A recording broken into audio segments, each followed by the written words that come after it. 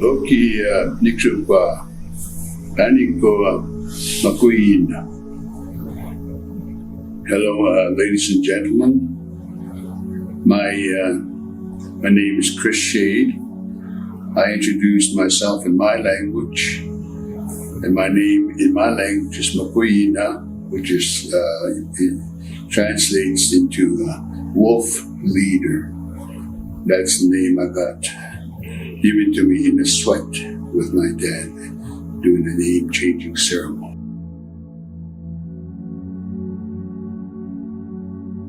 This building that we're in is an example of how we are trying to address problems in the past with drugs. This building, a multi-purpose, was built for a purpose, specific purpose, and that was to address the young people in our community with too much idle time, especially in the evenings. In 1 month, we had 4 youth homicides, and then we had to really seriously look at it. When I was a CEO of health and during my tenure as a chief, first of all, it was prescription drug abuse. And all that time, we've always had alcohol addictions. Canada came up with a program, and they built these treatment centers, which were usually standalone. And what I mean by that is that some of them were not affiliated to any other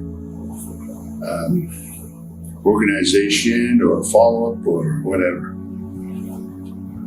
People go in there, get their treatment. After their treatment, they go home. And I'm saying that process at that time was failing. Addiction is only a symptom of what is actually wrong. It's what's hurting a person. What causes a person, when they enter into the world, what kind of life are they going to have for the future?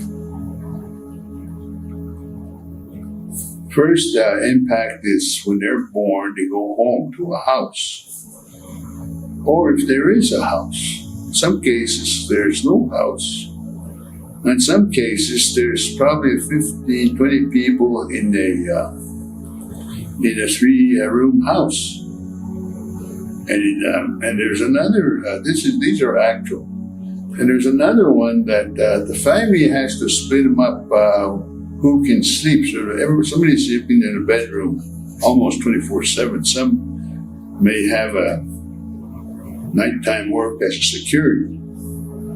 So when they get home, the ones that have a day work, they're gone and they go to bed. So if a child is born into that, normally they won't, it is anticipated they've grown into poverty. And the child grows, and until to the age when they start noticing that their classmates have some nice clothes, for example, and they can't afford to buy them. So they eventually drop out of school. Now, when the student drops out, especially little girls, maybe by grade 7, 8, or grade 9, that's the second determinant. The first one was housing, second one is education. And as they grow, they look for work, nobody will hire them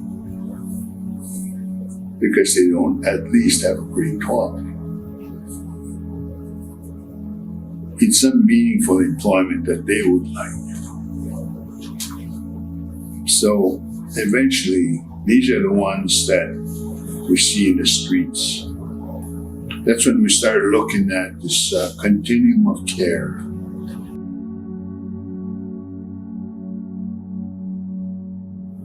The continuum of care is the model that was introduced to me by a psychologist that was a professor at Virginia State. we brought him up here and he introduced that to us, and that was to get more people to be part of this process and to also be actively be one of the actors or supplying services during this treatment and recovery process.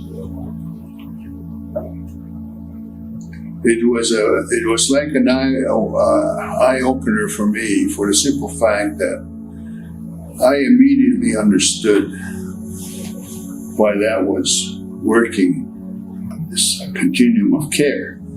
So agencies I'd like to see, which we are introducing in our community, through the help of a new, it's an old treatment program, but with Ibogaine, to try and start using that to help our people for their recovery from addiction. The greenhouses over here, there's nothing going on.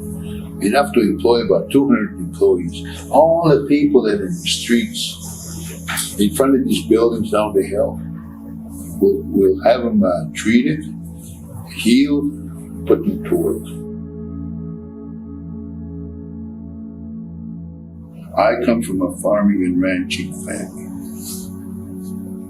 And during my days when I was growing up, a lot of families were into that too.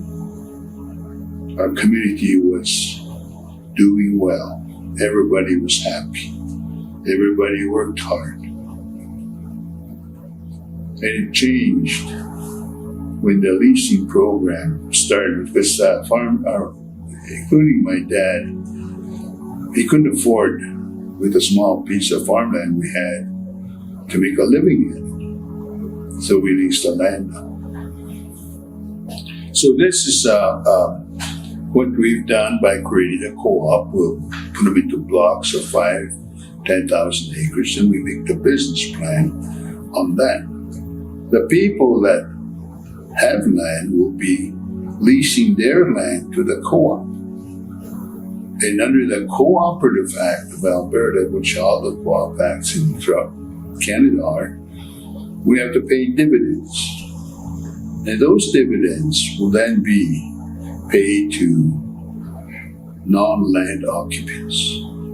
Now, when I presented this model to the Minister of Indigenous Affairs, Dr. Carolyn Bennett, her eyes opened up and she says, Chris, you found a solution. I told him, yes. This is the way, and it's the way going back. Because in my grandpa's time, when they farmed, all these farmers in our neighborhood, next farmer to ours, they all might have 50 acres, 100 acres. They didn't farm great big patches of land. But at the end, they helped each other, especially at harvest. And at that machine called the thrashing machine, was pulled from one field to the next, and all the neighbors all helped bringing the stooks of wheat or barley and get it processed through the machine, and then they have their crop. And they all helped each other. But we have to learn that part of our culture again. Start going back to how our ancestors were so successful. They were the best farmers in southern Alberta, including some of the other First Nation communities. We were the best farmers. We got so good that the Indian agent came and stopped us because we were making too much money. We finally got in there in January 2021. We're a fully central bank. We are recognized in over 27 countries. We went into the crypto industry with our, it's called the USDT for the digital coin, stable coin, and the Ultra is our altcoin is the coin for the investors if they wanted to invest into it. The